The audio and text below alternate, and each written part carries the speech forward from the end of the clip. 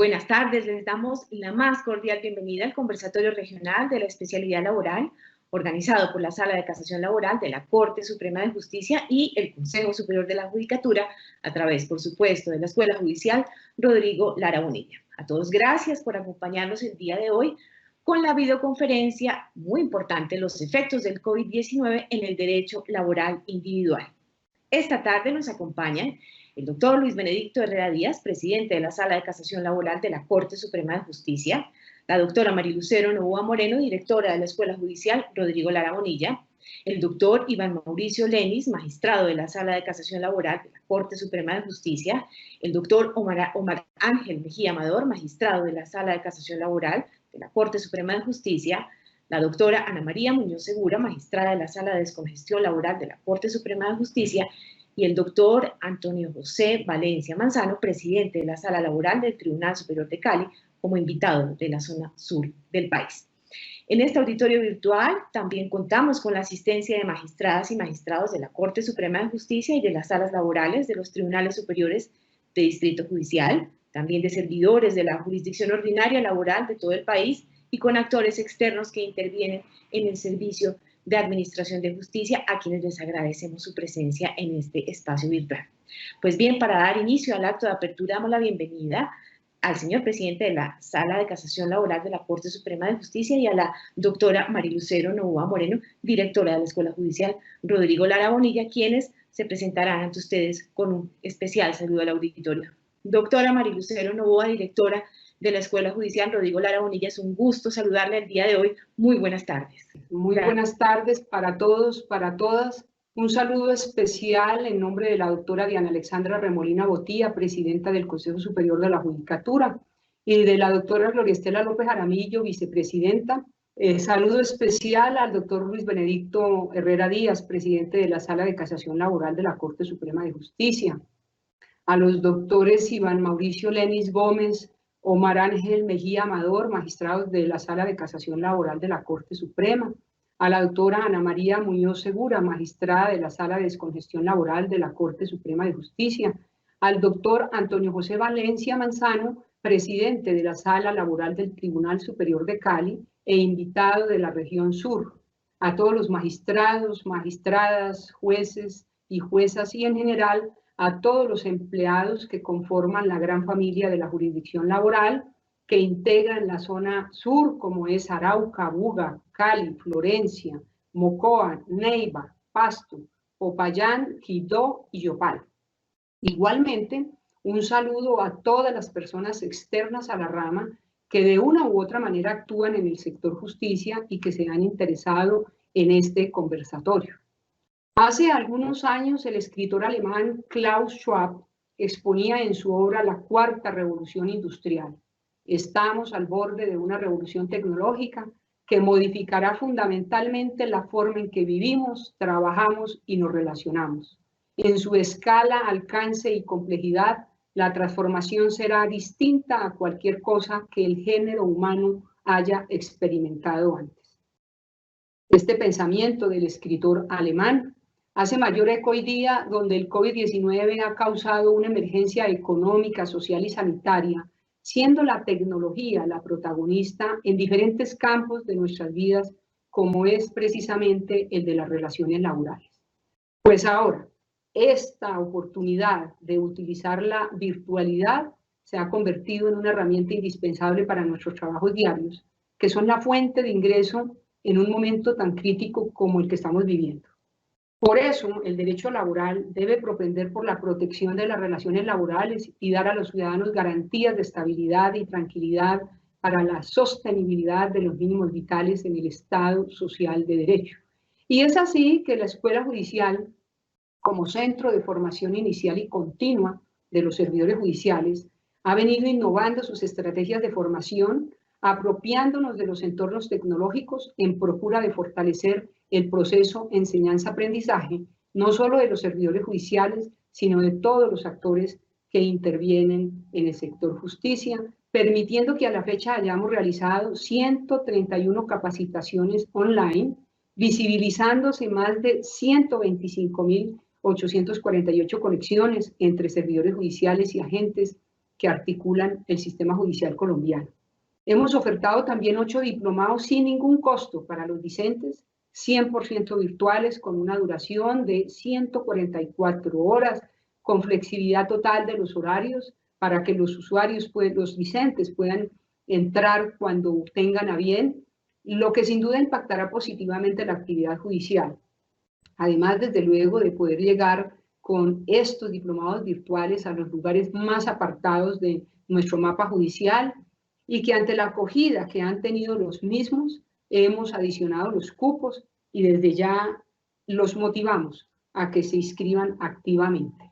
Finalmente, quiero invitarlos muy cordialmente a seguir conectados a estas videoconferencias que tienen como propósito actualizarnos sobre las nuevas tendencias jurisprudenciales para fortalecer las competencias cognitivas y humanas de la gran familia de la jurisdicción laboral, y de esa manera unificar y fortalecer el servicio de administración en coherencia con estas nuevas dinámicas para responder oportuna y eficazmente a los requerimientos de justicia de nuestros ciudadanos, a quienes realmente nos debemos. Muchas gracias.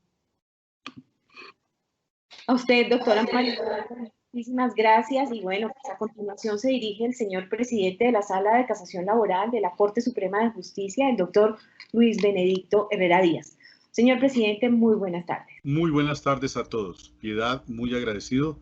Doctora Marilucero, estoy encantadísimo de que podamos adelantar este trabajo en la forma en que lo estamos haciendo y con toda la disponibilidad de la Escuela Judicial Rodrigo Lara Bonilla. Dos cosas acaba de mencionar la doctora Marilucero que son de suma importancia. Dos conceptos que mencionamos en estas aperturas. Uno que llamamos biodiversidad y otro que llamamos tecnología. Hablamos de la cuarta revolución industrial, hablamos de la electrónica y hablamos de la tecnología. Y por supuesto, hablamos de un nuevo concepto que es el que nos debe ayudar a acomodarnos a esta nueva normalidad, es la resiliencia. La resiliencia es la capacidad de adaptación de un ser a una circunstancia generalmente catastrófica. Para el caso nuestro no es propiamente catastrófica, es un cambio en la naturaleza, es un cambio en los hábitos de vida, es un cambio en la forma de vida. La resiliencia es lo que requiere esta sociedad. Necesitamos una sociedad resiliente. Debemos empezar por nosotros mismos. Nosotros lo debemos hacer individualmente, familiarmente, socialmente y comunitariamente. Solamente de esa forma avanzará el mundo como se requiere. Cada uno tiene que hacer lo propio para que ese factor de resiliencia sea comunitario y podamos tener en próximos años una humanidad en mejores términos. Hoy estoy agradecidísimo con lo que llamamos nosotros el sector sur del país. Pocas veces nosotros nos comunicamos directamente con los magistrados de los tribunales, ya la Sala de Casación Laboral lo viene haciendo, y la presencia de tribunales como el de Arauca, Buga, Cali, Florencia, Mocoa, Neiva, Pasto, Popayán, Quibdó y Yopal, con todos sus magistrados dedicados a la jurisdicción ordinaria laboral, con todos sus jueces y juezas, con todas sus magistradas también, y con toda la comunidad judicial dedicada a esta temática, con un propósito de resiliencia social, seguramente avanzaremos muy prontamente en esta actividad judicial. La Sala de Casación ya lo viene haciendo por cuenta propia. Yo les comentaba el primer día, tuvimos que acomodarnos a esta nueva circunstancia. Lo hicimos prontamente, lo hicimos muy rápido, pero lo hicimos por un enorme compromiso de trabajo, un enorme compromiso de trabajo social.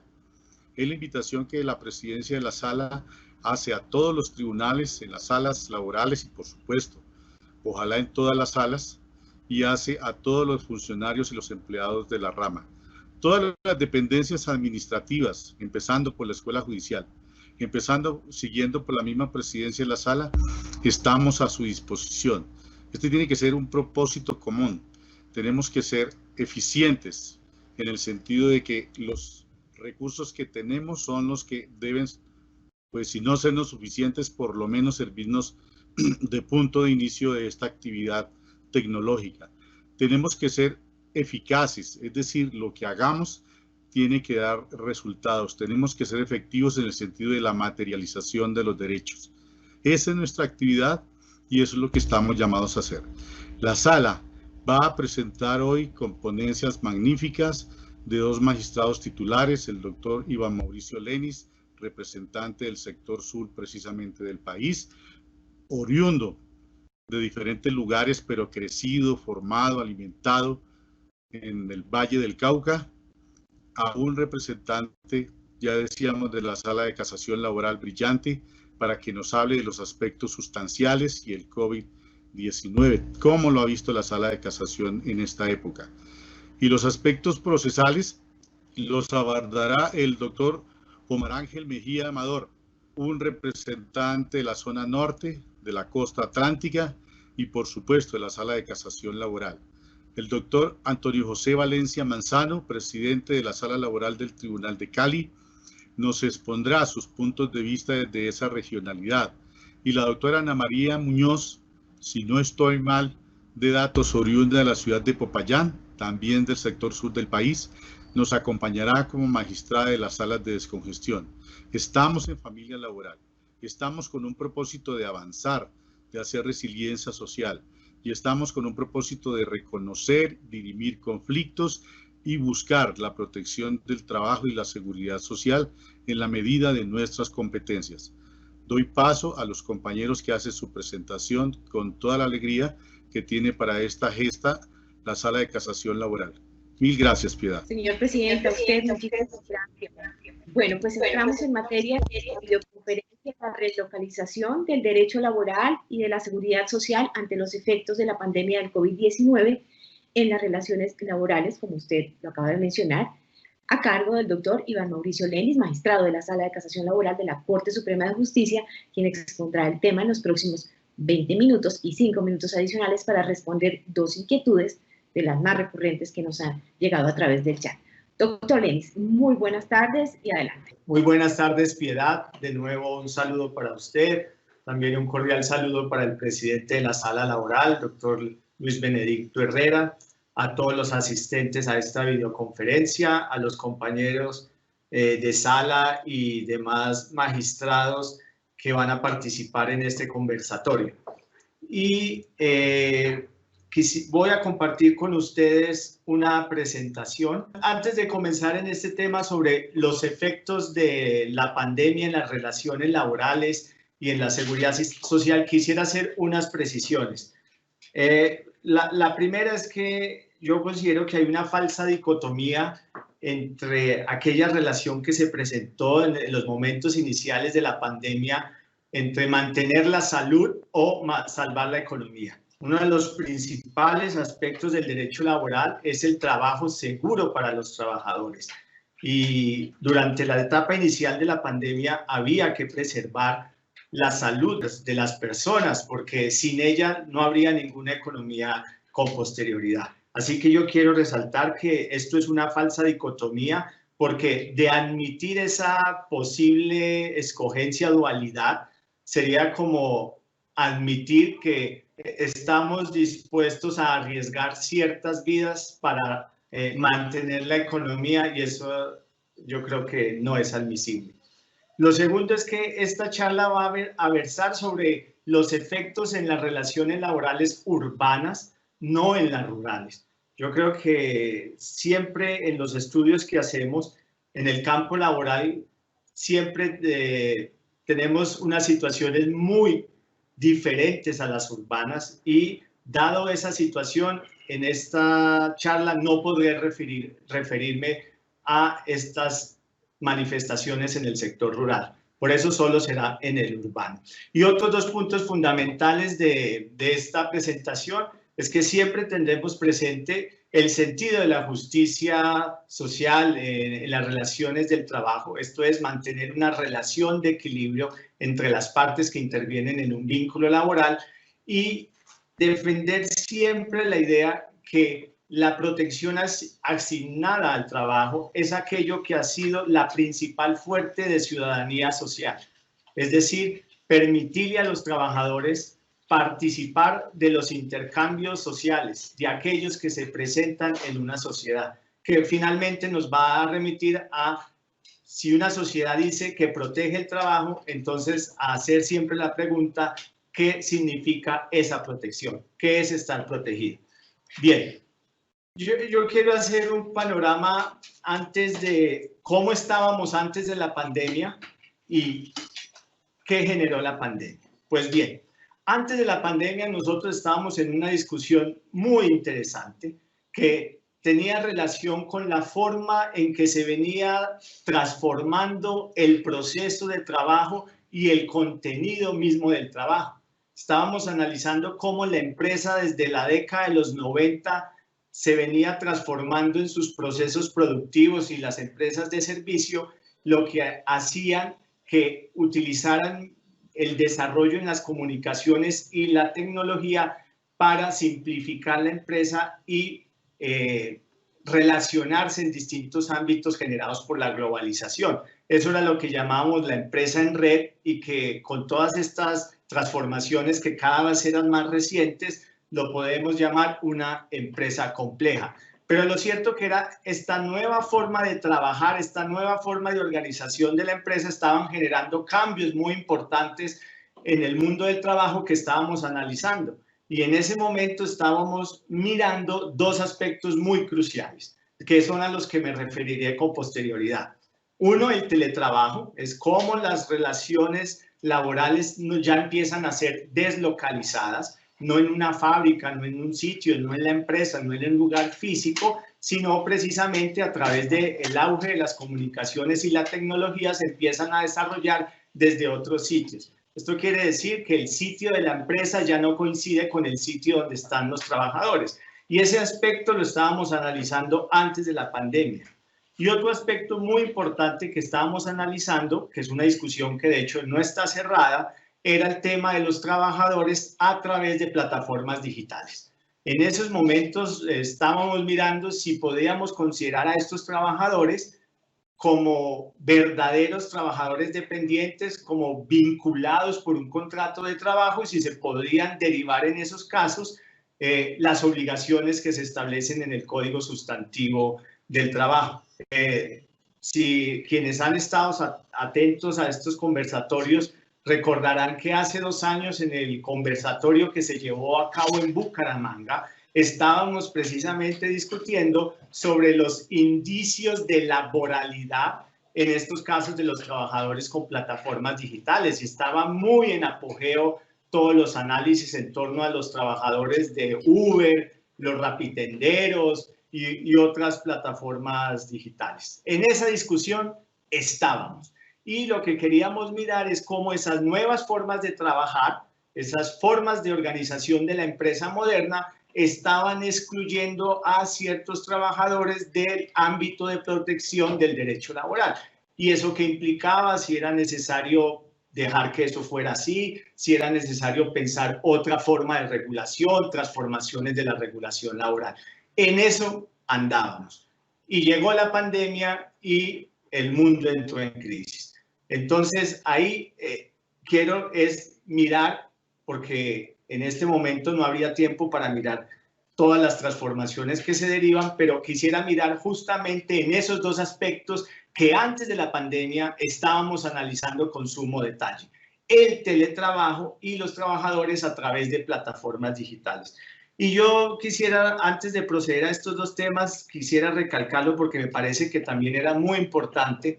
Antes de la pandemia, ante estas transformaciones que se estaban dando en el mundo del trabajo, estábamos muy expectantes a la celebración de los 100 años de la OIT y a su declaración que se emitió justamente con esa celebración que despidió la comisión que se conformó para la celebración de los 100 años.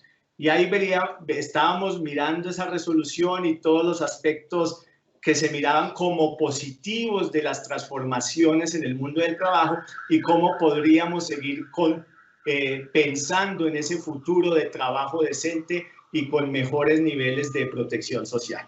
Entonces, eso es el tema antes de la pandemia y ahora vamos a ver, viene entonces la pandemia y nos genera esto. Entonces, las relaciones después de la pandemia. Sobre el teletrabajo, que es uno de los aspectos que puse en contexto con anterioridad. Yo quiero decir que el teletrabajo no es nuevo.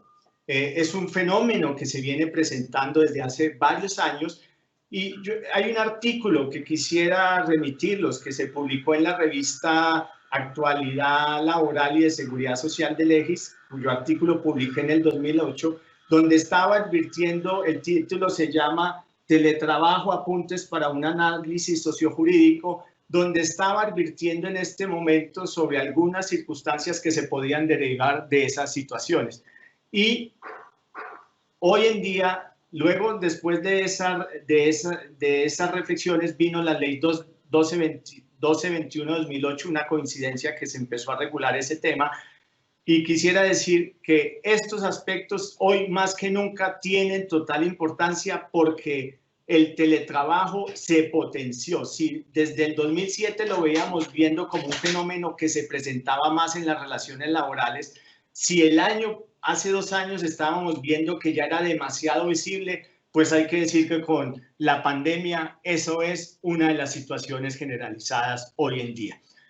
Afortunadamente tenemos regulación en Colombia, ustedes lo pueden ver allí en la diapositiva, estas regulaciones que se han emitido y que ponen ciertas condiciones a cómo se debe presentar el teletrabajo.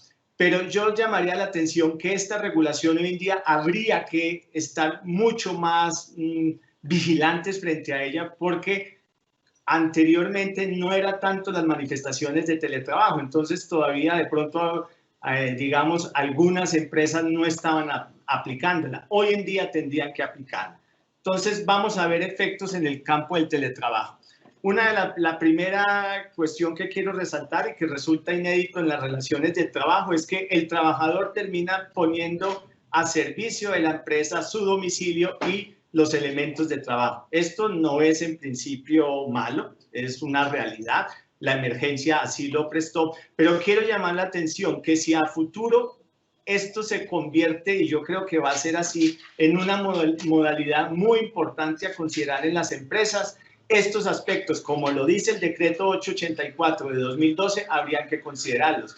Es decir, que la empresa debe regularse qué responsabilidad asume frente a los suministros de estos elementos básicos en la prestación del servicio, que tienen que ver con el mobiliario, con la electricidad, con el consumo de la conectividad, con distintos medios. Y eso lo establece el decreto 884. En el contrato había que pensarse eso. Entonces es inédito que hoy en día la empresa se beneficia de esos elementos que el trabajador pone a su disposición. Un aspecto que quiero llamar la atención y que es muy importante a pensar en la regulación es el tema de la disponibilidad y de las horas extras, porque en los ámbitos de trabajo hoy se puede visualizar que ese límite de la jornada del trabajo de pronto no se está cumpliendo y que se trabaja más de la jornada habitualmente que se trabajaría en la empresa, porque en la casa el trabajador puede perder esa relación entre el espacio familiar y el tiempo de trabajo. Y un tema de la disponibilidad es que estas herramientas tecnológicas dan la sensación como que el trabajador estuviera pendiente permanentemente para la empresa. Entonces, este es un punto muy importante a mirar en las relaciones laborales porque el abuso de estos dos aspectos pueden generar un desequilibrio en las relaciones de trabajo. De hecho, a veces se puede perder esa menor distinción entre el tiempo de familia y el tiempo de trabajo. Y un aspecto sobre el que quiero llamar la atención muy importante, y así lo establece el decreto 884 de 2012, es que hay que preocuparse por las condiciones laborales en el sitio de trabajo y los riesgos que ello implica. Allí se contemplan obligaciones para las ARL, para la empresa, desde generar lo que ustedes conocen como salud y seguridad en el trabajo. Y quiero llamar mucho la atención porque esos aspectos, ahora no hay una referencia de que eso se estuviera haciendo antes de la pandemia. Y por la propia situación de la pandemia, no tenemos, obviamente en este momento ese tipo de controles no se pueden hacer. Pero post pandemia creo que son aspectos muy importantes que las empresas que quieran seguir con esta modalidad de trabajo deben considerar. Cómo vigilar que en el sitio de trabajo haya un sitio seguro con todos los elementos que significa el sistema de seguridad y salud en el trabajo. Y yo quiero recalcar dos cosas acá finalmente sobre este tema. La importancia de la inspección del trabajo. En Colombia, y como puede pasar en muchos países latinoamericanos, la inspección del trabajo puede ser deficiente, o sea, no se hace inspección en las empresas, en los sitios físicos, y a veces hay aspectos en las condiciones laborales que se pudieran mejorar si hubiera una mejor inspección del trabajo. Con el teletrabajo, yo creo que este aspecto de la inspección del trabajo tiene que fortalecerse. Yo sé que es difícil, que incluso si lo era difícil a veces en la empresa localizada, en la empresa física, pues también lo ha de ser en estos domicilios de los teletrabajadores. Ahora por la pandemia no se podría hacer, pero con posterioridad a la pandemia yo creo que es un aspecto a considerar. Y voy a pasar a efectos en los trabajadores a través de plataformas digitales. Si después hay algunas preguntas para que amplíe sobre los efectos en una de estas dos modalidades que he escogido para la charla, repito, porque no puedo escoger en temas muy amplios, me concentré en estos dos temas. Si después con las preguntas lo desean, podemos ampliar efectos adicionales en estas dos modalidades de trabajo que seleccioné para esta videoconferencia. Y en el caso de los trabajadores de las plataformas digitales, como lo dije, veníamos en una discusión muy interesante, no cerrada, hay estudios de un lado y del otro. Hoy en día tenemos jurisprudencia internacional de un lado y del otro, pero veníamos en una discusión muy interesante en cómo consideramos a estos trabajadores, si podía pensarse que estaban en una relación laboral dependiente o si eran trabajadores autónomos o independientes, como se quiera llamar. Y el tema de la pandemia yo creo que potencia el pensar en esta situación, porque justamente los domiciliarios, los rapitenderos son tal vez uno de los aspectos donde ha habido mayor demanda en el tema de la pandemia, y son personas que han estado mayor o con mayor exposición a la enfermedad, a la pandemia. Se están arriesgando porque son ellos los que permiten llevar estas distintos bienes que son esenciales para las familias. Y a ellos no se les ha reconocido el estatus de empleados, y estas discusiones o preocupaciones por sus condiciones laborales yo creería que siguen siendo legítimas. Entonces, yo creo que tenemos que seguir ahondando en estas discusiones, en si hay verdaderos indicios de la laborabilidad y considerar a estos trabajadores como vinculados a través de una relación laboral dependiente. Y en el tema de protección social ni se diga.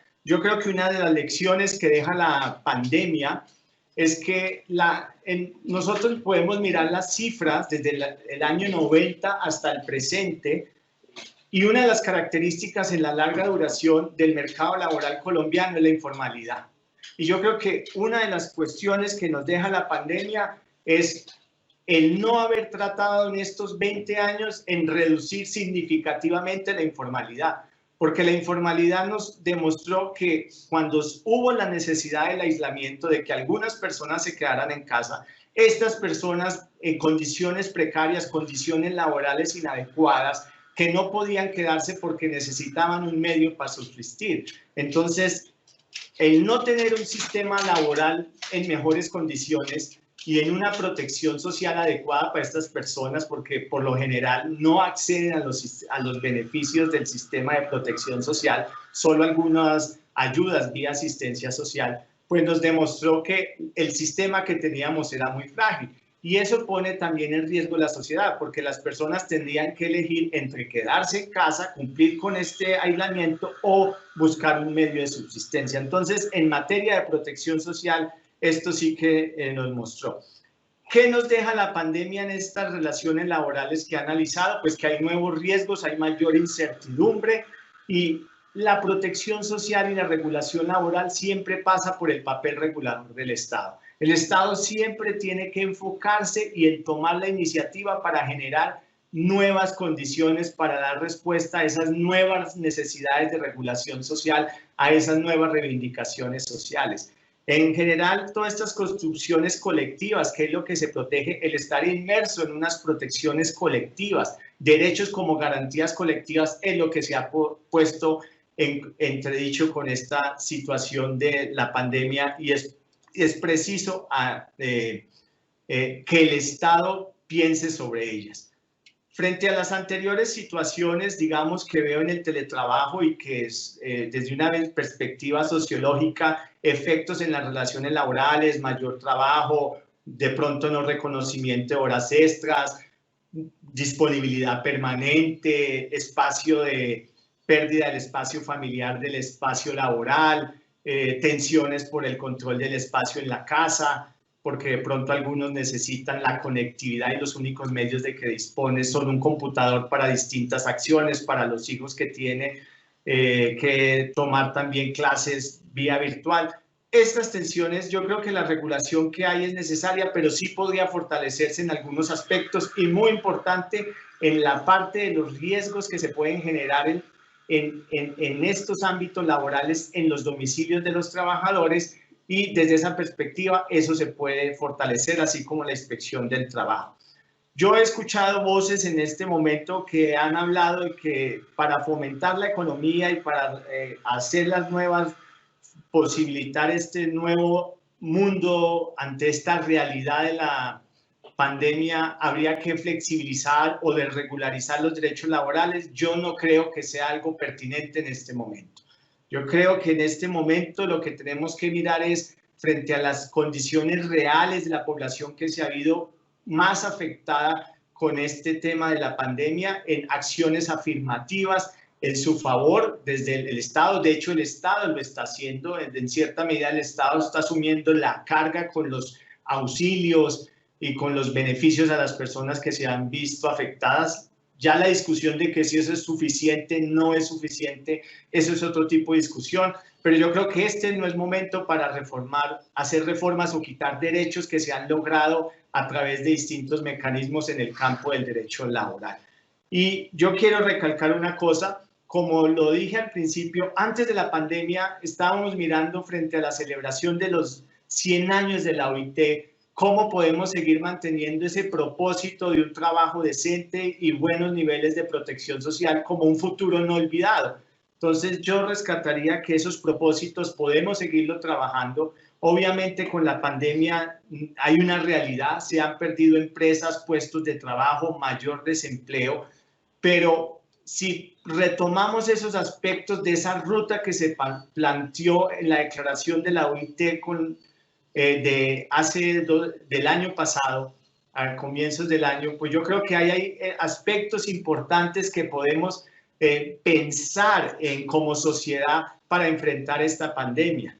Y como lo dije al principio, ¿qué es estar protegido? Significa que las personas tengan un verdadero sistema que le garantice medios de supervivencia frente a cualquier contingencia que se presente en su vida y que puedan afectar su propia existencia. La pandemia nos dejó como lección que hay personas que no tienen la capacidad frente a esta contingencia de resolver esa situación y garantizar su propia existencia, que depende de los demás. Y ahí es cuando el sistema de protección social se vuelve realmente importante. Y por eso es que debemos tener sistemas de protección social fuertes. Y por eso es que debemos insistir en mejorar las condiciones del mercado laboral para que el sistema de protección social pueda mejorar. Porque mientras el mercado laboral no mejore, pues el sistema de protección social siempre se va a ver afectado. Y este propósito no se debe perder. El sistema de seguridad social debe garantizar siempre un mínimo de recursos, oportunidades y derechos que garanticen a las personas condiciones de supervivencia. En ese sentido, las políticas públicas en estos temas que he dicho, por ejemplo, yo veo una gran preocupación en el tema del teletrabajo sobre las jornadas de trabajo. Yo creo que se pudiera precisar algunos elementos allí. En el sistema de protección social hoy en día hay unas discusiones muy interesantes que pasan incluso por la renta básica universal. Yo diría que implementar un sistema de renta básica universal no es tan fácil, porque habría que hacer una infraestructura en varios aspectos del sistema del Estado de manera general Pero yo creo que es una discusión muy importante que incluso se plantea en este momento ante las crisis que presenta el modelo tradicional de protección social. Esas discusiones podrían seguirse, alimentarse, o si no llegamos a una renta básica universal, pudiéramos pensar en cómo fortalecer nuestros sistemas de protección para que cuando se presente otra contingencia como de esta, pudiéramos estar mejor preparados. Y yo quiero recalcar por qué es importante seguir protegiendo el trabajo y por qué no estoy de acuerdo con aquellos que, aprovechando esta ocasión, dicen que habría que quitar derechos laborales, de regularizar o flexibilizar. Uno de los grandes propósitos del derecho del siglo XX fue el derecho laboral y que constituyó algo como lo que se llama la sociedad salarial, con tres grandes beneficios que podemos sintetizarlos así: salario mínimo garantizado, jornada de trabajo limitada y pensión pública. Esos tres aspectos se lograron a través del derecho laboral y eso logró que las sociedades pudieran convertirse en sociedades de semejantes. ¿Qué son sociedades de semejantes? Donde todas las personas pueden participar de los intercambios sociales. El trabajador, a través de las protecciones asignadas al trabajo, como las prestaciones sociales, pudo participar o puede participar de los intercambios sociales a través de las protecciones. Y eso crea una sociedad más equitativa, más igualitaria, basada en ese hecho de solidaridad y de protecciones colectivas. Entonces, eso que logramos, que se logró en un momento en la humanidad, no se puede perder. Yo sé que va a ser difícil, que aquí les pongo lo que dice dos aspectos de la declaración de la OIT.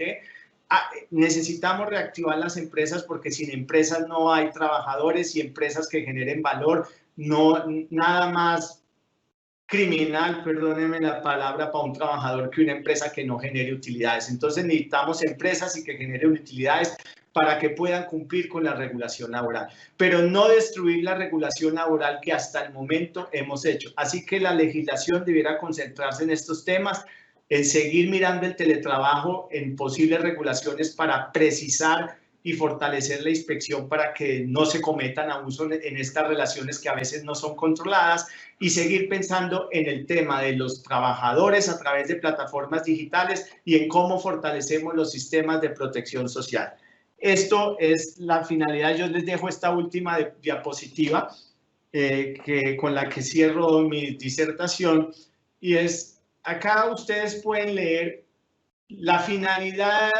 Esto es la Constitución de la OIT de 1919. Y cuando uno lee estos principios inspiradores de la OIT, pareciera que estas transformaciones en el mundo del trabajo y que ahora potencia la pandemia nos llevaran 100 años atrás.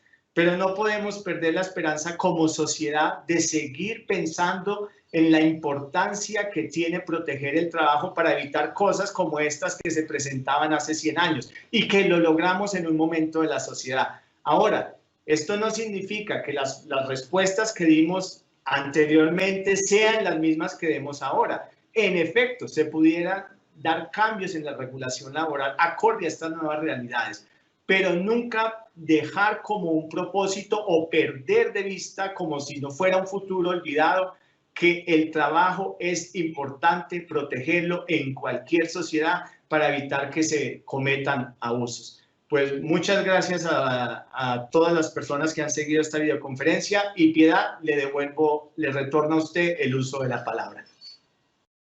Doctor, muchísimas gracias. Doctor Iván Mauricio Lenis Gómez, con su videoconferencia y la relocalización del derecho laboral y de la seguridad social ante los efectos de la pandemia del COVID-19 en las relaciones laborales. Doctor, como lo anunciamos al inicio de su videoconferencia, los próximos 5 minutos vamos a resolver dos inquietudes que nos han llegado a través de nuestro chat, y la primera inquietud es la siguiente. Doctor Iván Mauricio, en el contexto actual, ¿se requiere una regulación adicional frente al tema del teletrabajo u otros aspectos de la jornada de trabajo, o con la regulación existente es suficiente, doctor?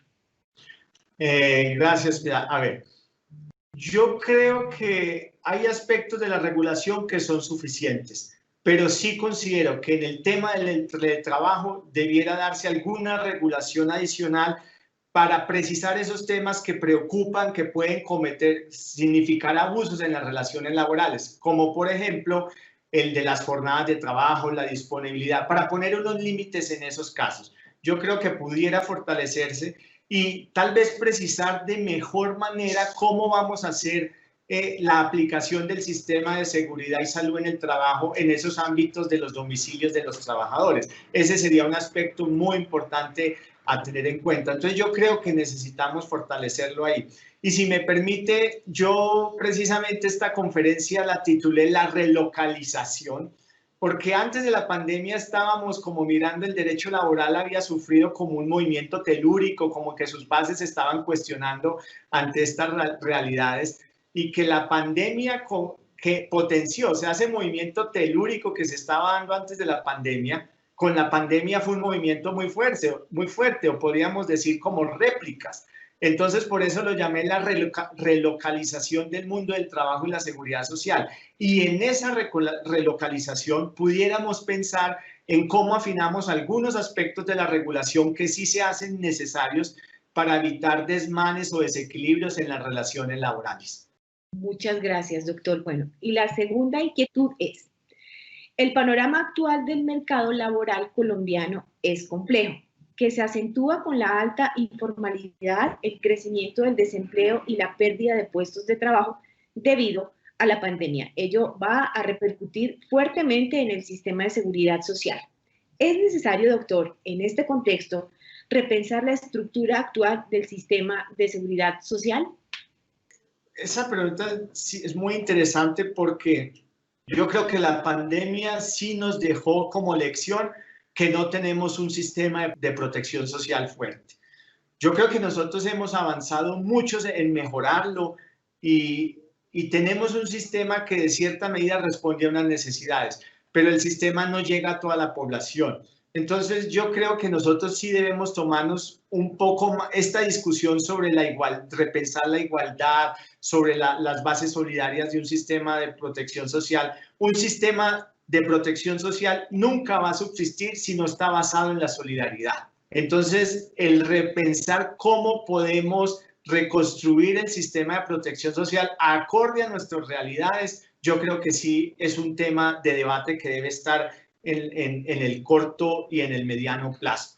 Y en esa vía yo pudiera decir, tal vez retomo una idea que lo dije, la renta básica universal puede ser un aspecto, pero yo sé que esto no es tan fácil. Hay pocos países que lo tienen ahora, algunos que lo tenían lo suprimieron, y yo sé que no es fácil, pero tenemos que seguir pensando en si podemos construirlo.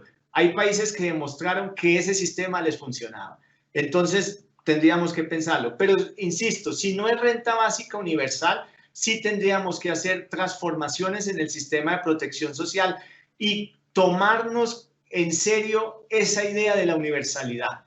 ¿Cómo hacemos para que la universalidad se cumple y cómo hacemos que el sistema de protección social potencie un elemento esencial de las sociedades solidarias, la redistribución del ingreso?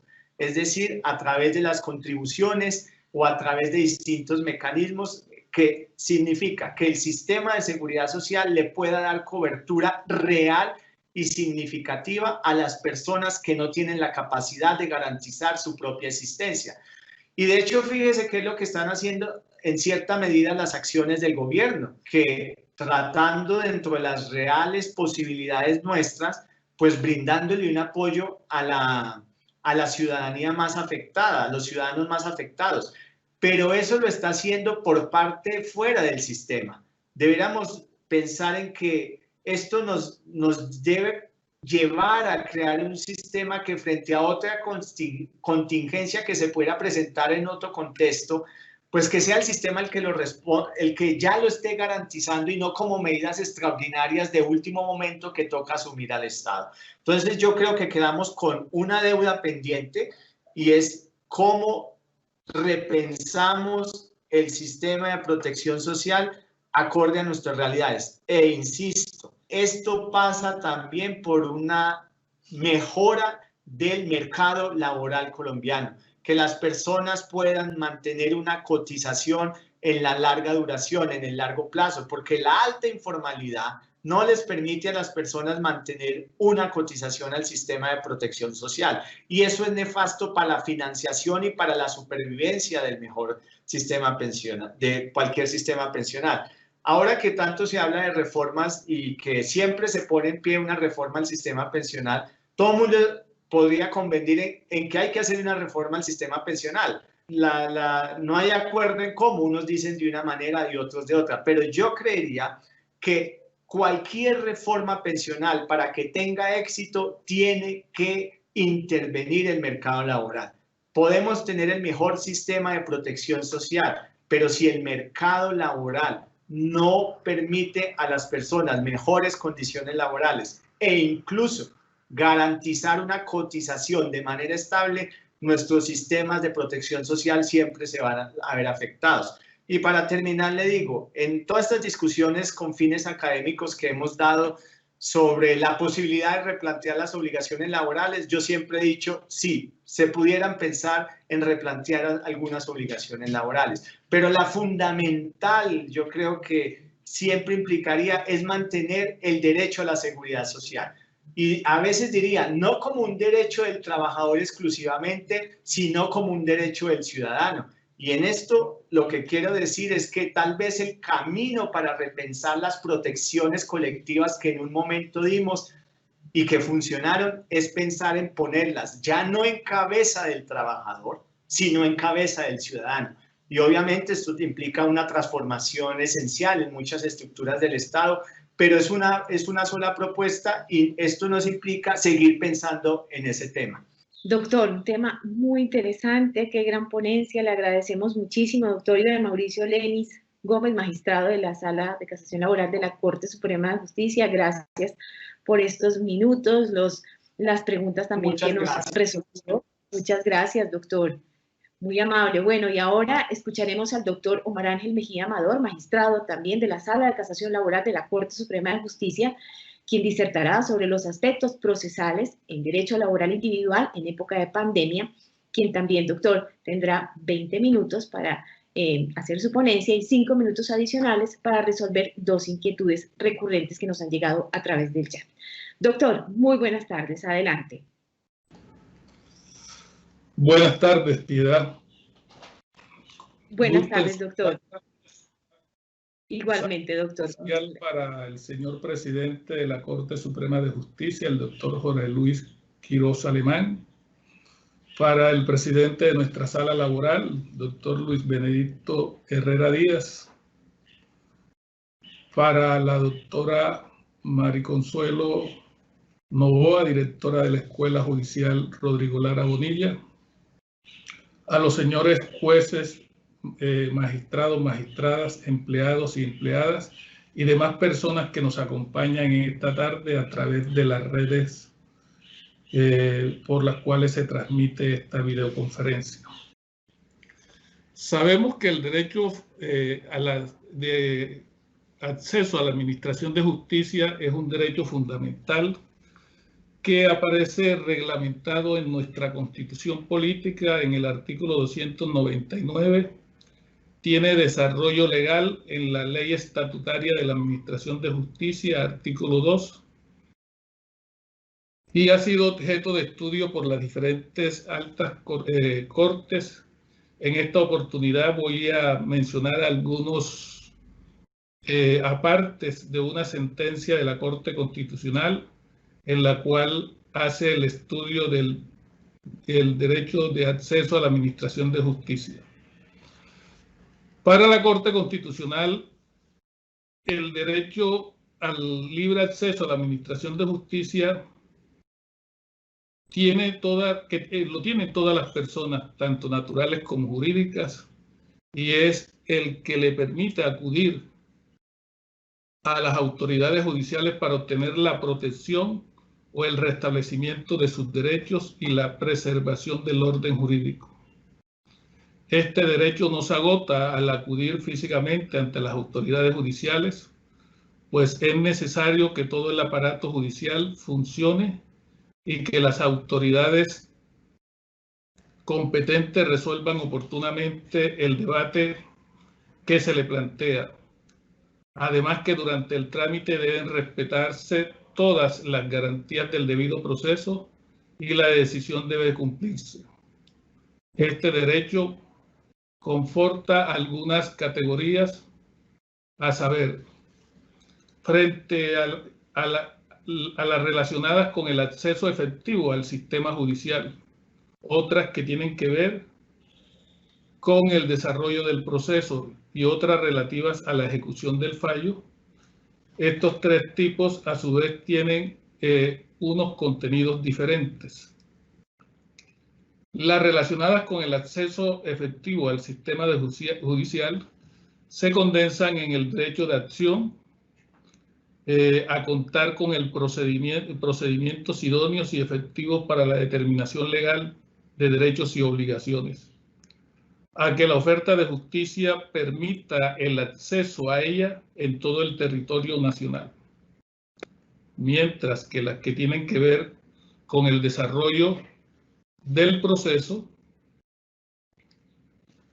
hacen referencia a que las controversias planteadas estén resueltas dentro de un término prudencial y sin dilaciones injustificadas, que éstas sean decididas por un tribunal independiente e imparcial, a tener todas las posibilidades de preparar una defensa en igualdad de condiciones, que las decisiones sean adoptadas con el pleno respeto del debido proceso, que exista un conjunto amplio y suficiente de mecanismos para el arreglo de las controversias y que se prevean herramientas necesarias para facilitar el acceso a la justicia de las personas con escasos recursos. La pandemia y sus efectos respecto a las actuaciones judiciales. Desde ayer, en el momento de la instalación de este evento, el señor presidente de la Sala de Casación Laboral ha mencionado dos pilares que hay que tener en cuenta en tiempo de pandemia para efectos de poder desarrollar la actividad judicial. De un lado, el referido al empleo o uso de las tecnologías de la información y de las comunicaciones, y por el otro lado, el referido a la protección de los servidores de la justicia e igualmente a los usuarios de esta, conocido como medidas de bioseguridad, y que en el fondo tienen como finalidad la protección tanto de los derechos de quienes acceden a la administración de justicia, referidos al libre acceso de la administración de justicia y la garantía del debido proceso, como para ellos y para los servidores de la justicia, la garantía de su salud y de su vida ante los posibles contagios del virus que tanto incomodidad y preocupaciones ha generado a la humanidad en los últimos meses. Por eso, hablar de tecnología, hay que tener en cuenta para esto qué pasa con el estado de pandemia, con el decreto de la pandemia, mejor con la pandemia a nivel nacional. Aquí tenemos que, como consecuencia de la pandemia, se limita el ingreso a muchos sitios públicos, entre ellos a los despachos judiciales.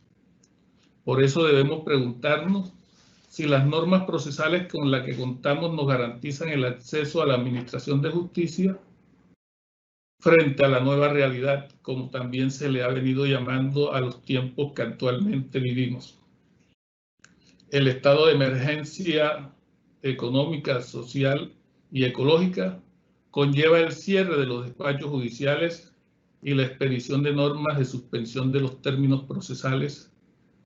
¿Para qué? Como una garantía del derecho de acceso a la administración de justicia sin la vulneración del debido proceso, ¿sería? Para eso, el gobierno expidió el decreto 806 de este año, en el cual se dictan medidas precisamente tendientes a implementar las tecnologías de la información y las comunicaciones en las actuaciones judiciales, agilizar los procesos y flexibilizar la atención a los usuarios del servicio de la justicia.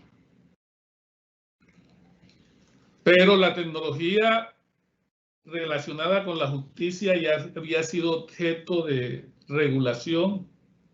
Inicialmente encontramos disposiciones que se refieren a ella en la Ley Estatutaria de la Administración de Justicia, en sus artículos 4, cuando se refiere al principio de celeridad y oralidad, advirtiendo que para efectos de darle vida o hacer realidad estos principios, deben tenerse en cuenta los nuevos avances tecnológicos. Pero también el artículo 95 de la misma ley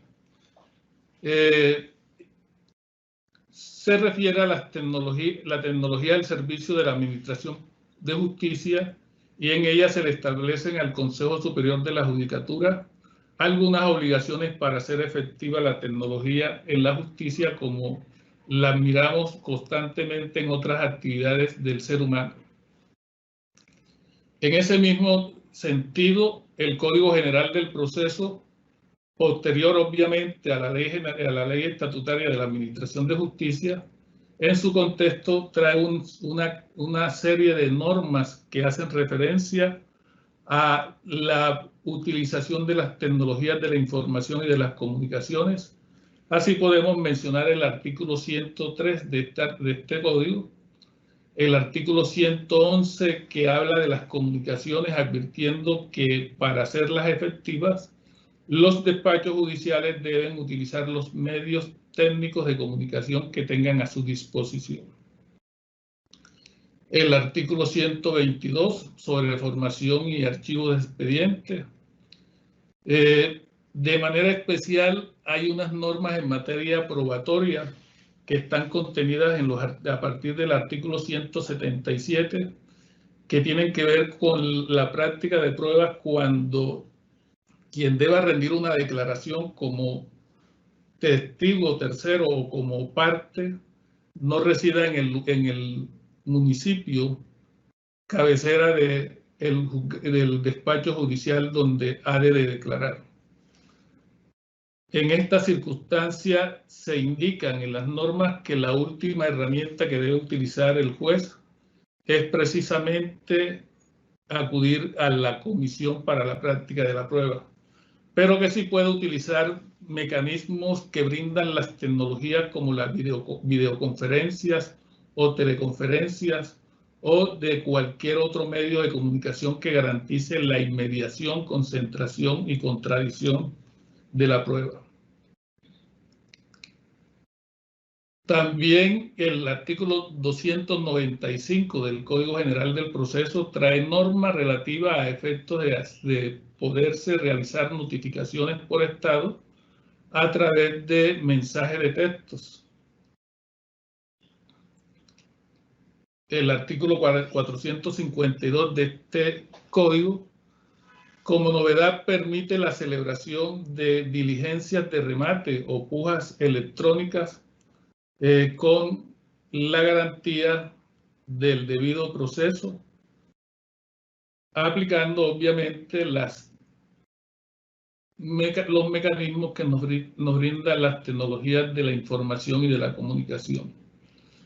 El mismo código estableció un plan que debía implementarse para su implementación y seguimiento en el artículo 618, plan que entre otras cosas imponía la obligación de adecuar la infraestructura física y tecnológica de los despachos judiciales hacia la finalidad de aplicar el Código General del Proceso, cuya filosofía era pasar de la escrituralidad a la oralidad en la mayoría de los procedimientos que se siguen en la especialidad civil, familia, agraria y de alguna manera también en laboral, que se llenan algunos vacíos con esas normas. Nuestro Código Procesal del Trabajo y de la Seguridad Social no ha sido ajeno también a los cambios de las tecnologías, ya desde la ley 701 se previó la posibilidad de grabar las audiencias, criterio que fue reiterado en la ley 1149 de 2007 para efecto de la grabación de las audiencias, advirtiendo que en ningún momento habría lugar a la transcripción de dichas audiencias y que su contenido debía ser agregado a los expedientes. Regulación para mitigar los efectos de la pandemia. Declarada el estado de emergencia económica, social y ecológica, el Consejo Superior de la Judicatura expidió una serie de acuerdos tendientes a suspender inicialmente los términos en materia laboral, salvo lo relativo a las acciones constitucionales. Posteriormente fue prorrogando esa suspensión, pero fue estableciendo algunas excepciones como por ejemplo en aquellos procesos en los cuales ya se hubiese celebrado la audiencia prevista en el artículo 77 del Código Procesal del Trabajo y de la Seguridad Social, en asuntos tan álgidos para la sociedad como el reconocimiento de pensiones de sobrevivientes, donde estuvieran involucrados adultos mayores o menores de edad. También los procesos escriturales de fuero sindical, por mencionar algunos en estos acuerdos. Se fueron ampliando estas actuaciones a todos los procesos escriturales y finalmente en el acuerdo 11.567 del presente año, en la cual se tomaron medidas para el levantamiento de los términos judiciales, pero también se prorrogó la suspensión.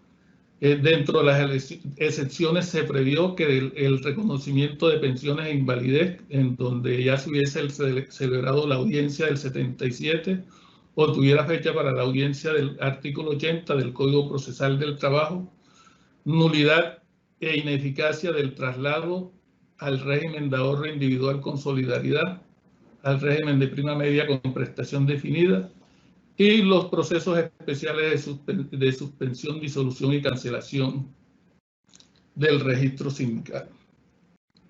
Pero quizás la norma más importante que se ha expedido en tiempos de pandemia y que tiene relación con el procedimiento es el decreto 806 del presente año, decreto que tiene como objetivo implementar el uso de las tecnologías en las actuaciones judiciales. Ese objetivo viene, como lo hemos mencionado, desde la Ley Estatutaria de la Administración de Justicia, pasando por el Código General del Proceso, y ahora en tiempos de pandemia se ha impulsado la utilización de ellas, puesto que de alguna manera garantizan el acceso a la Administración de Justicia con pleno cumplimiento del debido proceso y a su vez aseguran la salud y la vida de los usuarios de la justicia y de los servidores de la misma. Asimismo, que permitan agilizar el trámite de los procesos judiciales de las diferentes jurisdicciones y flexibilizar la atención a los usuarios del servicio judicial. Este decreto trae normas relacionadas con el deber y con facultades del uso de las tecnologías de la información y las comunicaciones. Por ello, habla de actuaciones virtuales y actuaciones presenciales, audiencias virtuales y audiencias presenciales. Trae otras normas relacionadas con las reglas generales de procedimientos. Así se habla de los expedientes, de los poderes, demanda, audiencias, notificaciones personales, traslados, emplazamientos, comunicaciones, oficios, despachos, recurso de apelación de la sentencia, tanto en materia civil y de familia como en materia laboral. Insiste en el uso de las tecnologías de la información, y en esto quiero detenerme un momento, porque para el uso de las tecnologías de la información y de las comunicaciones, el artículo impone a los abogados el deber de registrarse en el sistema de información del Registro Nacional de Abogados, puesto que va a ser el correo electrónico que ellos tengan inscrito en ese registro el que va a servir de mecanismo para autenticar o para darle certeza al funcionario judicial de la procedencia de las demandas, de los memoriales y aún de los poderes que se le otorguen a los profesionales del derecho para iniciar un proceso o para responder una demanda, siendo pues el correo electrónico una herramienta que va a cumplir un papel muy importante en esto, en el trámite de los procesos por vía virtual. Además, ese correo también va a garantizar la publicidad y el desarrollo del derecho de contradicción en la aplicación de estas normas tecnológicas, y que a su vez garantizarán el debido proceso, puesto que tendrá la parte contraria la posibilidad de controvertir por el mismo mecanismo las diferentes peticiones que se formulen en contra de la parte que se representa. También trae deberes de los sujetos procesales en relación con las tecnologías de las comunicaciones. Así se establecen como deberes procesales realizar las actuaciones y asistir a las audiencias y diligencias a través de medios virtuales. Los abogados hoy tienen el deber de remitir a la contraparte el mismo día y de manera simultánea cuando remiten un memorial o una demanda a un despacho judicial, deben hacerlo con la contraparte también. Tienen el deber de colaborar con la Administración de Justicia, que es un deber no solamente impuesto por este decreto, sino que viene desde el artículo 95 de la Constitución Política Colombiana. Como dije, también se traen normas relativas a la formación de los expedientes, previendo que para efectos del desarrollo de las diligencias que deban surtirse por vía virtual, y en el evento en que el funcionario judicial no tenga acceso al despacho judicial, estas se pueden realizar con la información que repose en poder de los sujetos procesales, vale decir, con las copias de los expedientes que ellos tengan, permitiendo también de esta forma la reconstrucción de los mismos. Novedad importante también tiene que ver con los poderes. Ya no requieren de la autenticación o presentación personal de los mismos, puesto que se podrán otorgar con la antefirma, remitidos desde el correo electrónico del poderdante al apoderado, y este a su vez al despacho judicial. La demanda también trae algunas modificaciones, especialmente en lo relativo a indicar en ella el canal que va a utilizar el demandante, vale decir, el correo electrónico, teléfonos u otros medios que sirvan para realizar las notificaciones a esta parte. El juez, al momento de admitir la demanda, deberá verificar que efectivamente la parte demandante, salvo los casos excepcionados, haya remitido a la parte demandada copia de la demanda.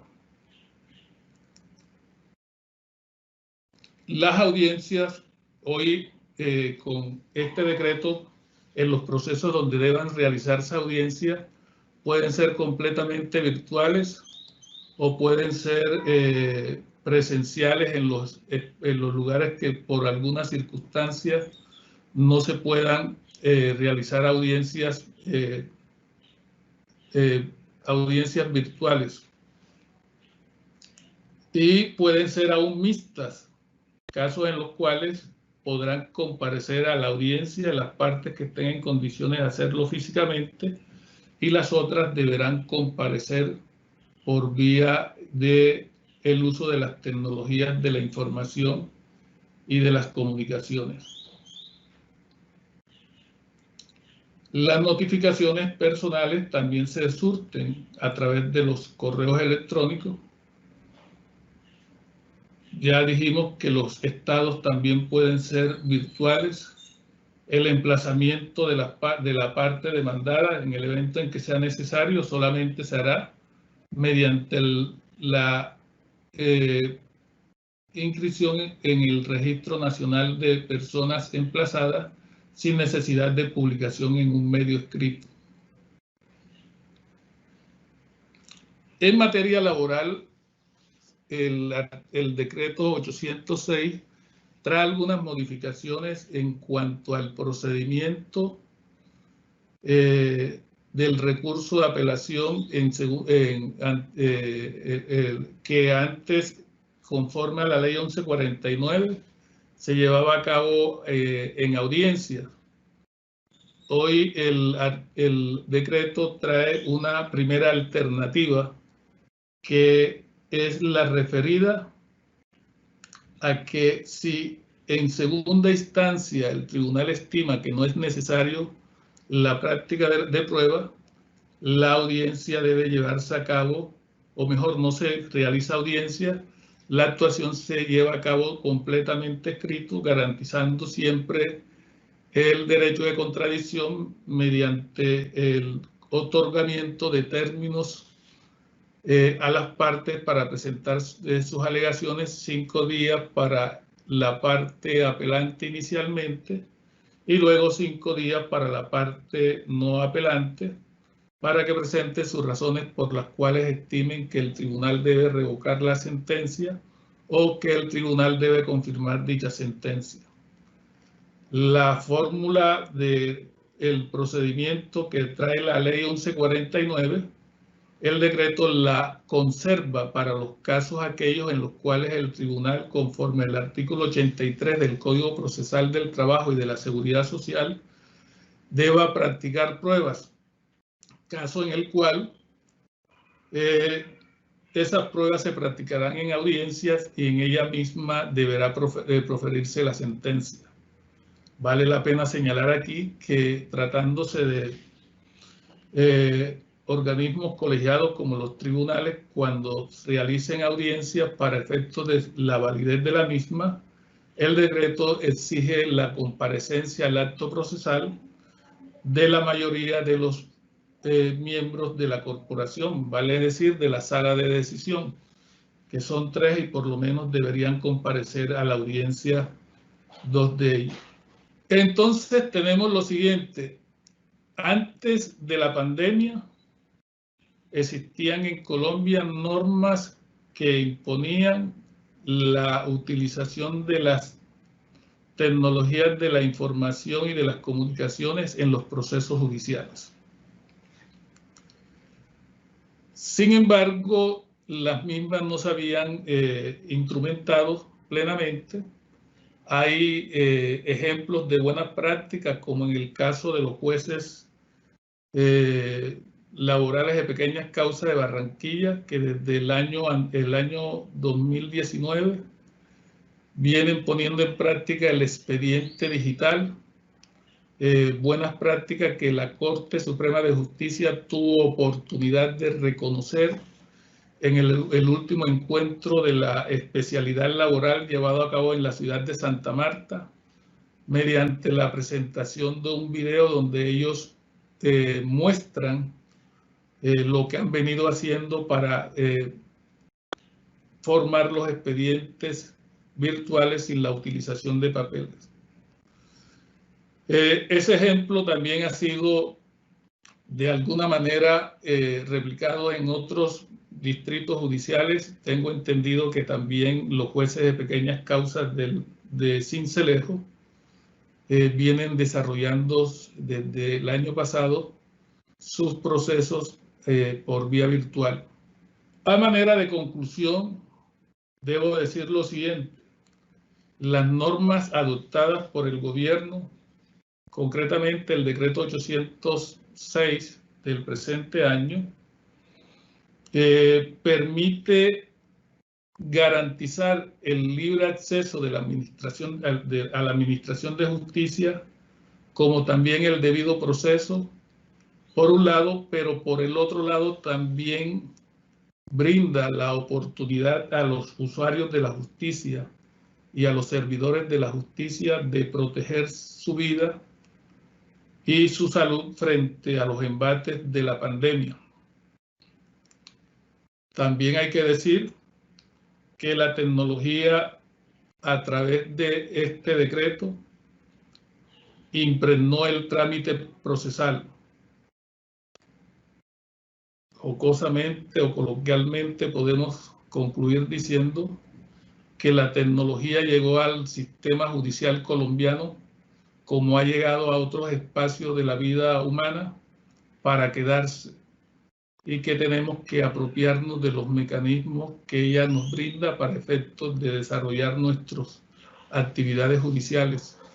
Ejemplo es el que ha venido haciendo la Sala de Casación Laboral de la Corte Suprema de Justicia y al cual se ha referido desde el día de ayer nuestro presidente, mostrando la forma como hemos venido adaptando todas las actividades de la Sala de Casación Laboral de la Corte para que las actividades que antes hacíamos presencialmente la podamos hacer con la misma proporción de productividad a través de los mecanismos que nos brindan las tecnologías de las comunicaciones y de la información. Esta es nuestra charla. Quedamos en manos de Piedad para si hay algunas preguntas que hayan formulado. Con gusto estaremos prestos a responderlas. Doctor Omar, muchísimas gracias. Su conferencia Aspectos Procesales en el Derecho Laboral Individual en época de pandemia. Y así como usted lo acaba de mencionar, tenemos dos inquietudes para usted, doctor Mejía. La primera de ellas es, en caso de que un sujeto procesal no envíe de manera simultánea un memorial al correo electrónico de los otros sujetos del proceso, ¿invalida la actuación, doctor? Piedad, hay algunas omisiones de las partes que en ocasiones pueden ser generadoras de nulidad o de invalidez de la actuación, pero hay otras que no, porque no desconocen el debido proceso.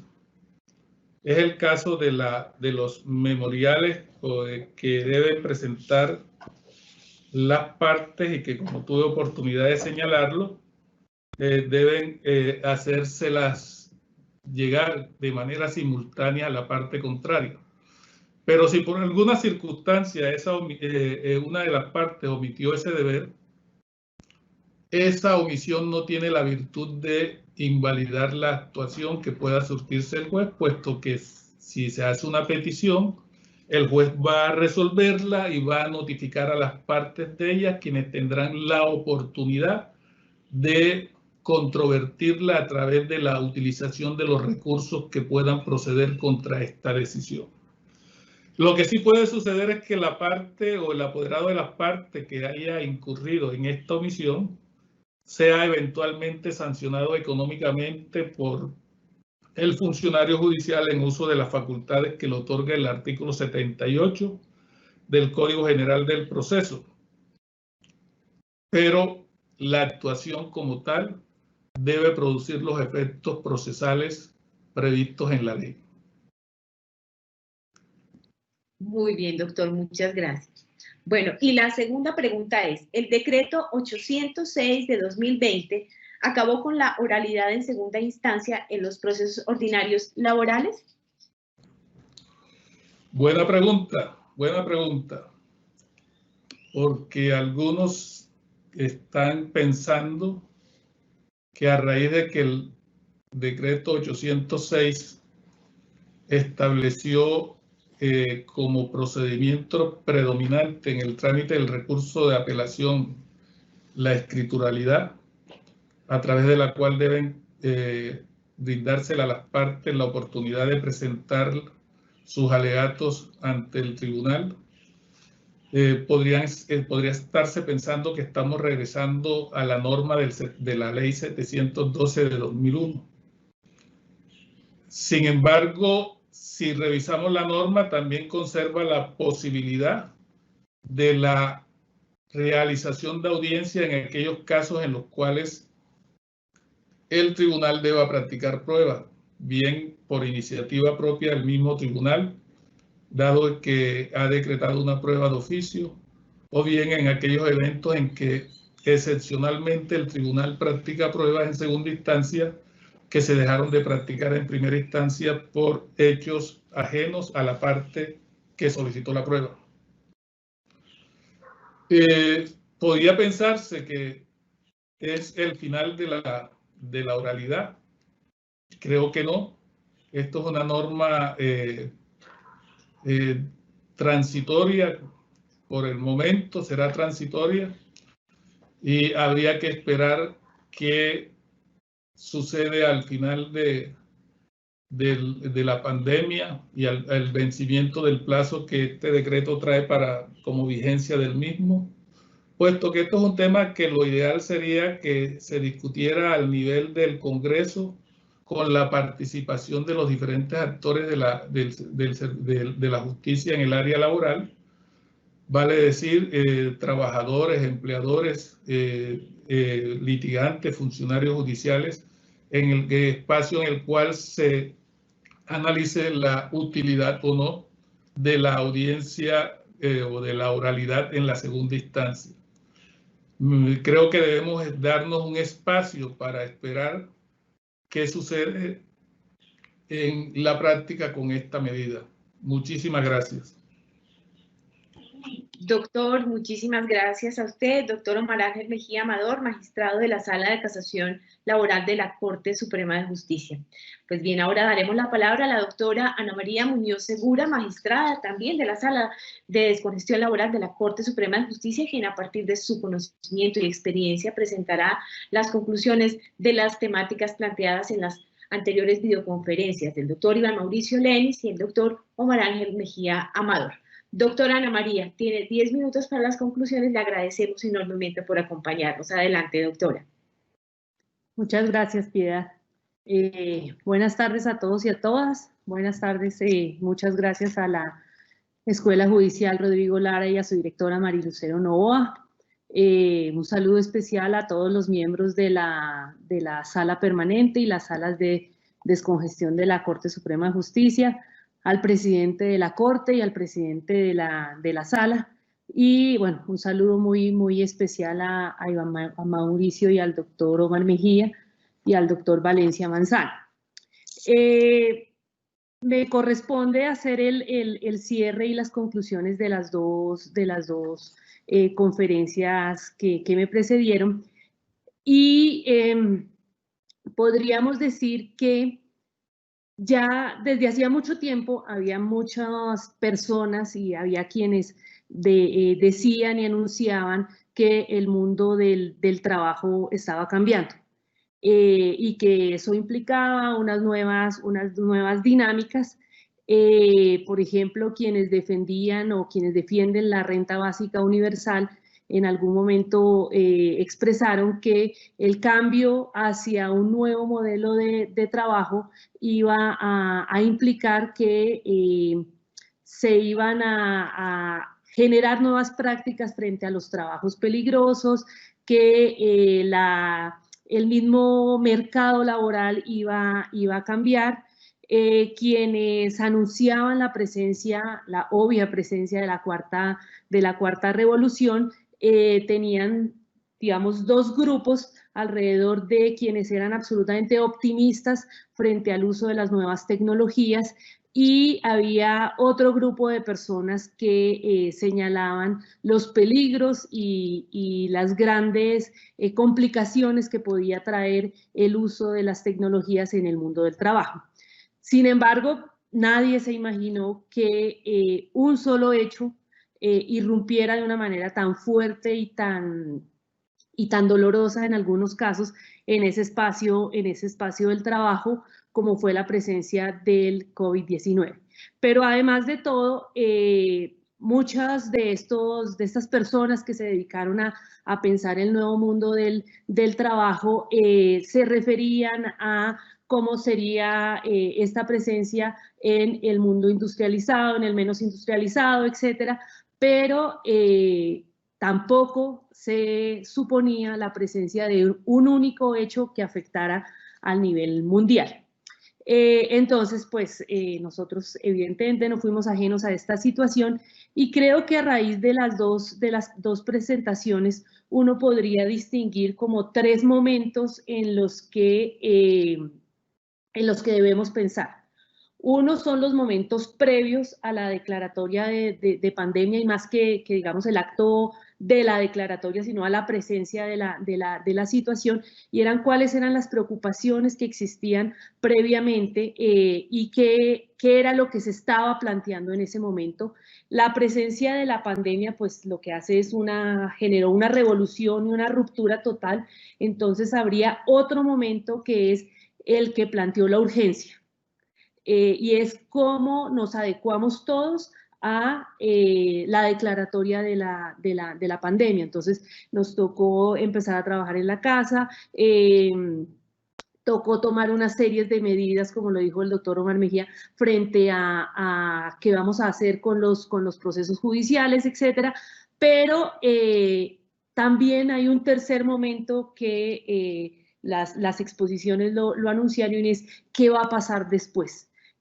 ¿Cuál va a ser la nueva realidad que vamos a tener que vivir? Y en esa nueva realidad, ¿cómo se configuran esas relaciones laborales y cómo vamos a hacer efectivo los asuntos procesales? Y esto pues es simplemente una reconfiguración de muchas figuras que o ya, digamos, tienen un desarrollo muy importante, como el debido proceso, la subordinación, digamos, ahí no habría mayor novedad.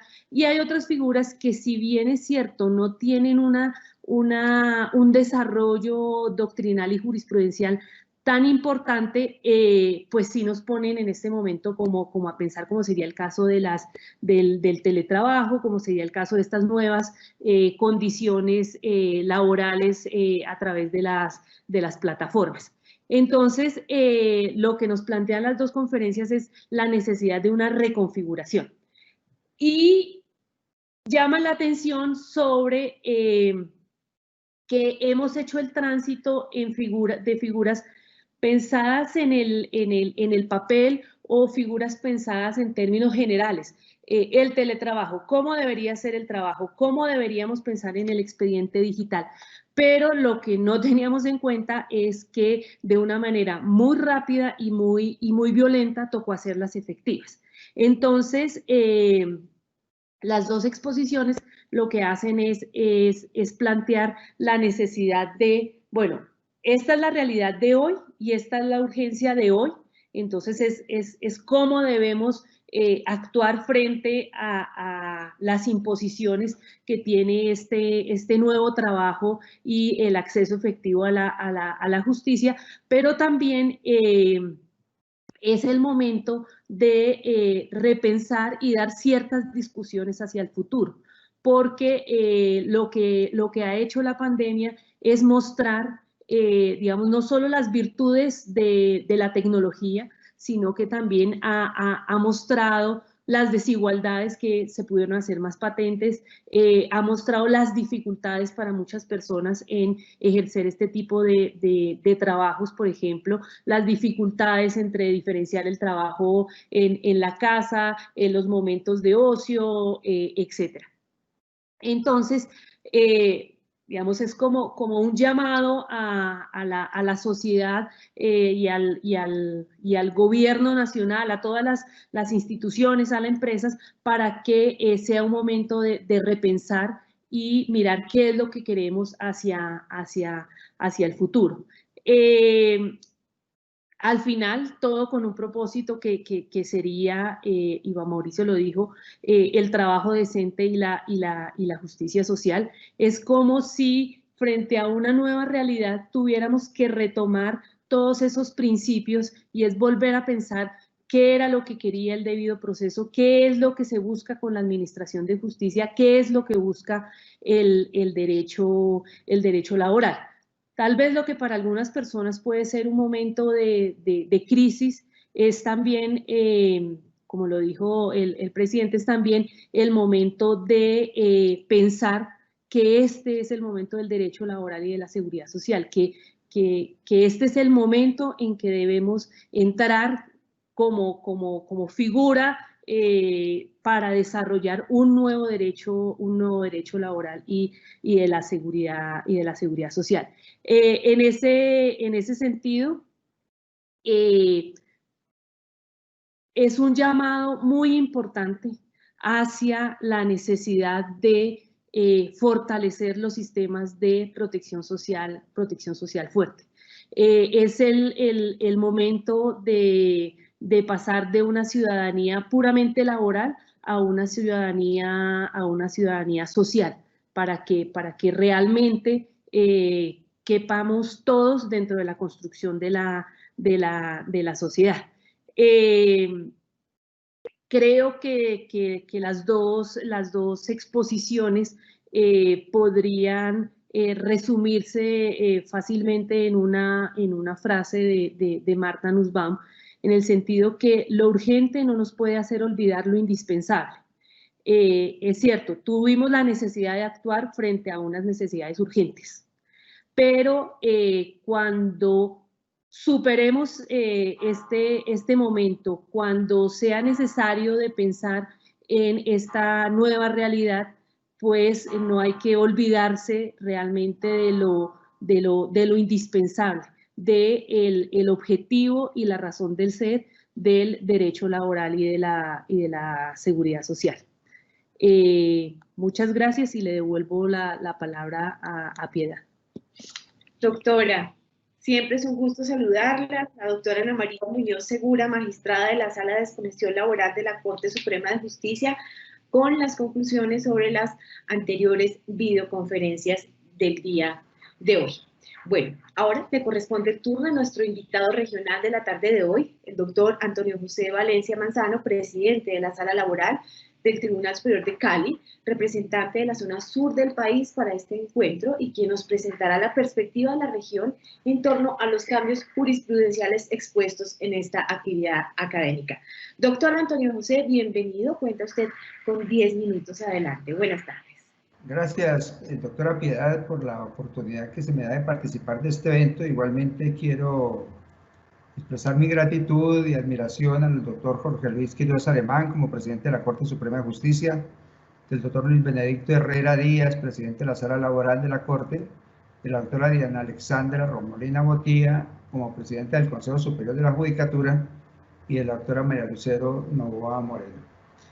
Las dos charlas, igualmente resaltar la magnífica exposición de los doctores Ángel e Iván, que de una manera bien interesante han expuesto dos temas que son de permanente actualidad y de discusión, tanto en el panorama social como en el político y en el área jurídica. Voy a tratar de incluso plantear algunas situaciones en torno a las charlas, pensando en otros elementos que pueden servir de la conclusión que he sacado en torno a las dos exposiciones. El tema de la pandemia no lo podemos negar. La misma OIT ha señalado que ante la crisis, es una crisis universal y es la más grave después de la Segunda Guerra Mundial debido al rápido crecimiento del desempleo en cada rincón del mundo. En el segundo trimestre del año a nivel mundial, la pérdida de horas de trabajo fue de 6.7%, equivalente a 195 millones de trabajadores de tiempo completo. Igualmente, en el caso colombiano, se refleja fácilmente que el 60% de los empleos que hay en Colombia son informales, y esto desde luego genera cualquier problemática social en torno a las dificultades que se pueden haber generado a partir de la pandemia. De acuerdo con la OIT, el sector de las industrias manufactureras, que emplean a 463 millones de trabajadores, ha sido supremamente perjudicado en algunos segmentos, ya que las fábricas se cierran y las cadenas de suministros mundiales igualmente se paralizan. Y el mayor impacto en cuanto al desempleo ha sido en mujeres y menores de 28 años, quienes tienen gran participación en los sectores afectados como hotelerías y restaurantes. En lo que respecta al Ministerio del Trabajo, lo que va del año del 2020, el Ministerio del Trabajo ha recibido 19 solicitudes de despido masivos, que en comparación con el año 2019, igualmente solamente se dieron 7 solicitudes. Igualmente, el Ministerio del Trabajo dictó medidas de protección del desempleo e invitó a que de manera concertada entre trabajadores y empleadores puedan temporalmente renegociar los contratos y los salarios sin que se afecten el salario mínimo ni los derechos laborales. Igualmente, han aflorado las ayudas sociales, y en algo que resaltó en la primera charla en torno a lo que es la protección social, donde 2.4 millones de empleados formales han recibido ayuda a través del programa de apoyo de empleo formal PAF, que se ha concertado con muchas empresas o microempresas. La evolución del IVA diferida ha sido algo también que ha traído su importancia, y los programas de Jóvenes en Acción, como Familias en Acción, el mismo Instituto Colombiano de Bienestar Familiar y los Adultos Mayores, y el ingreso solidario, resaltado dentro de la exposición que también se hizo, para más de 3 millones de familias que no están en los programas sociales. Se cuestionaba mucho si estábamos en la posibilidad o no de discutir unas posibles reformas laborales en torno a la regulación necesaria que se debe hacer en la situación que se vive. Pero yo quiero hacer una reflexión más que todo de orden, digamos, político y social, y tiene que ver con la aplicación de las normas del derecho del trabajo. Yo creo que el Estado colombiano, desde el punto de vista del modelo económico, seguramente tiene que sufrir un cambio radical en torno al respeto de los derechos de los trabajadores, porque estamos viendo que con la teletrabajo, el derecho del trabajo, primero se han aumentado jornadas laborales, y segundo, no hay el respeto por ese trabajador y ese ser humano, o por esa persona que está dentro de la casa y a la vez muchas veces, en el caso de las mujeres, cumpliendo labores domésticas y labores de empresa. Yo creo que el teletrabajo hay que regularse de una manera más práctica, hacer realidad, porque simplemente el hecho de trabajar desde la casa, pues los derechos vivos en cuanto a seguridad y salud en el trabajo son evidentes, y por lo tanto el empleador está llamado también a proteger ese tipo de trabajos, y creo que sobre esto nos falta bastante en entender el papel que se cumple en casa cuando se está realizando este tipo de actividades. El uso, por ejemplo, de los computadores, que regularmente son del trabajador, el uso de la tecnología, del internet, de la conexión, regularmente, como lo explicaba el ponente, siempre son colocados por el trabajador. Y no se tienen en cuenta factores generadores de riesgos, como el riesgo psicosocial, o el riesgo que tiene que ver con permanecer sentado en estos derechos ergonómicos, riesgos ergonómicos que de una u otra manera están afectando a los trabajadores. Yo creo que el tema del derecho del teletrabajo necesita de una regulación práctica, y si es posible acudir en términos de respeto por los derechos humanos por encima de cualquier cosa. Porque ese es otro tema que hay que tocar en estos temas de empleabilidad. Nosotros tenemos un sistema laboral bien crítico, bien dificultoso, donde se abusa permanentemente del derecho del trabajador. Y hemos visto situaciones mucho antes de la pandemia, el tema del uso de las cooperativas de trabajo asociado, el trabajo con los contratos de prestación de servicios, donde el Estado es el primer promotor de este tipo de contratación. Entonces yo creo que esta parte que ya viene desde antes de la pandemia, después de la Ley 50, de la Ley 100, dificultades que se han creado en el campo de la ejecución de la relación laboral. Y yo creo que también tanto el Estado como la sociedad deben mirar estos tipos de contratación, y de qué manera, incluso diría que la jurisprudencia ha venido colaborando en gran parte en la solución de estos problemas sociales, porque si lo dejamos al legislador, nos pasa a los que le está pasando desde la Constitución del 91, que el Congreso debió dictar un estatuto del trabajo y nunca lo hizo. Y entonces ha sido a base de jurisprudencias de la participación de los jueces de la República que han permitido que las condiciones laborales de los trabajadores mejoren considerablemente. Yo creo que en este sentido hay que avalar lo que hacen los jueces, nuestras cortes, en la protección de esos derechos del trabajador, y en la medida en que se pueda respetar el concepto de trabajo digno y decente, en condiciones dignas y decentes del trabajo, pues seguramente las condiciones, sea cual sea la situación, indudablemente tienen que cambiar radicalmente. No podríamos negar entonces el impacto del COVID en los derechos individuales y colectivos de los trabajadores, que se han visto mermados por la recesión económica que ha producido el cese de actividades en diversos sectores de la economía. Igualmente la discusión sobre si se puede o no entender la epidemia como un caso fortuito que el Ministerio del Trabajo tomó más compleja con las múltiples resoluciones que emitió, rayando en la extralimitación de funciones que se pretende resolver por resolución de lo que solo define un juez del trabajo. Lo que quiero plantear en este tema, de la conclusión que también me pareció interesante, es que las empresas han abusado de las condiciones especiales de los trabajadores, de la situación que se vive, y en muchos casos se terminan abruptamente los contratos laborales, se despiden trabajadores y muchas veces sin cumplir con los mandatos legales para que ese tipo de acciones pueda ser válido. Y creo que el tema más crítico es que el empleo nuestro no sea formal y que el alto índice de desempleo disminuye igualmente los aportes al SENA, a Bienestar Familiar, a Cajas de Compensación Familiar. Y lo que más preocupa dentro de la exposición que se planteó es el tema de la seguridad social. Yo creo que si algo debe girar todo el planteamiento de la solución de los problemas es que la gente tenga su seguridad social. Que el tema de la protección social no sea una dádiva o algo asistencial, sino que sea un derecho de cualquier ciudadano ante las condiciones de falta de empleo o de disminución de ingresos que de una u otra manera justifique de una u otra manera la protección a ese trabajador que queda cesante por cualquier circunstancia que se den. Digamos que hay normas que protegen el trabajo cesante, pero muchas de ellas no son divulgadas oportunamente y es muy reducido el beneficio que se puede lograr a través de esta figura de la protección al trabajador cesante. La reactivación de la economía y los desafíos que esta genera en términos de uso de nuevas tecnologías, innovación en la distribución y venta de productos son elementos que podrían crear condiciones propicias para recuperar mucho del terreno perdido.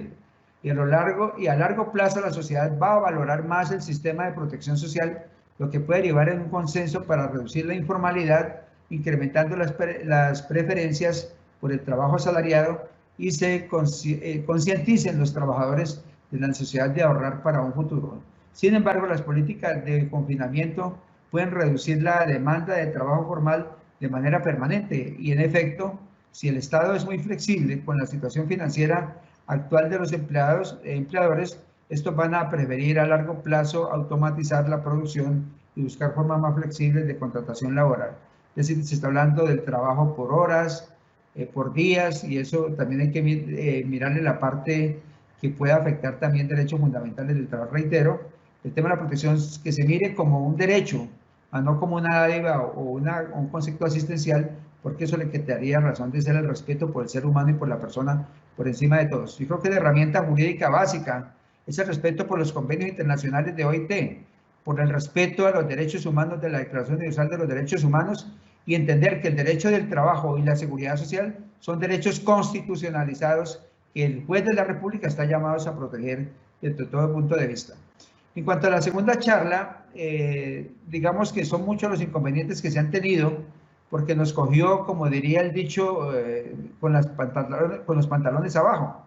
Y entonces la gente no estaba preparada, la misma rama judicial no estaba preparada, y a pesar de que se dice que de la ley estatutaria existían normas, igualmente en el Código General del Proceso, la realidad es que ha habido pasividad en torno a la implementación de estas tecnologías. Pero dado que ya se dio la circunstancia y las condiciones de vida que estamos viviendo nos permite que hayan cambios, bienvenida entonces la tecnología y el uso de las TICs en materia de lo que es la administración de justicia. Yo soy amigo incluso de entender que es un avance que se tiene en el uso de estas herramientas pedagógicas, pero necesitamos elementos de trabajo para poder producir de manera eficiente, porque igualmente la pandemia nos trajo dificultades desde el principio.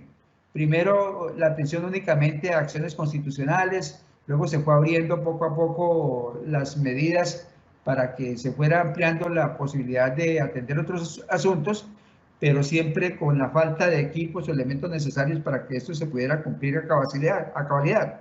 Y digamos que el 806 en gran parte hace un alivio, igual que los acuerdos del Consejo como la 11546 del 25 de abril, que levantó la suspensión de términos en materia laboral para pensión de sobrevivencias cuando haya interés de adultos mayores y o menores de edad, incrementos, reajustes y retroactivos pensionales de auxilio funerario ante jueces de pequeñas causas laborales, todos los procesos que tengan solicitud de persona en condición de discapacidad y los procesos escriturales de fuero sindical pendientes de resolver la segunda instancia. Digamos que aquí hubo un avance, aunque de pronto la medida no fue muy efectiva por la manera como se implementó ese levantamiento de términos en un principio y que en algunos despachos provocó dificultades en su aplicabilidad, porque la realidad no estábamos preparados para ese tipo de cambios por falta de equipos y por falta de capacitación, pero sí quiero resaltar también que el Consejo Superior de la Judicatura se ha preocupado, al igual que la escuela, por capacitarnos y brindarnos mejores posibilidades en cuanto a lo que es el uso de tecnologías de la información y las comunicaciones.